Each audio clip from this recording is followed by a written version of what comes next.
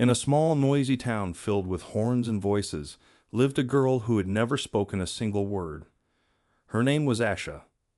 She was born mute, a child of silence in a world that never stopped talking. But Asha had something rare. She could see what others missed. The sadness in a vendor's eyes, the loneliness behind a smile, the beauty in broken things. She couldn't say what she felt, so she learned to draw it.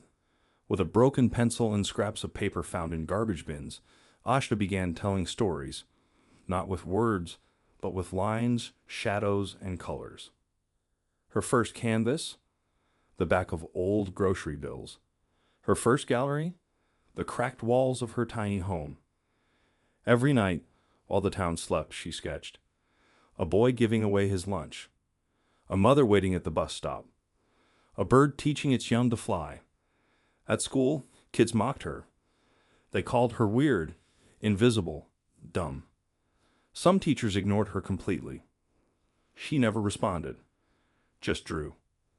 She watched, she noticed, and she captured everything, silently, powerfully. Years passed. Asha never stopped drawing.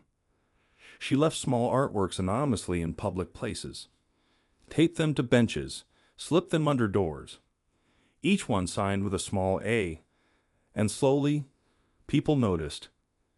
Who's drawing these? They make me feel seen. This one.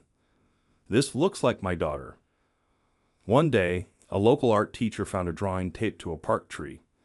It was a sketch of a homeless man, smiling. The man had passed away the day before.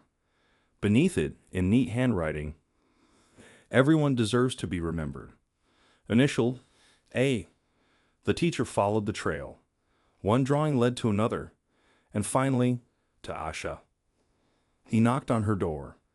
Asha stood silently unsure. He held up the drawings. Is this you? She nodded, slowly.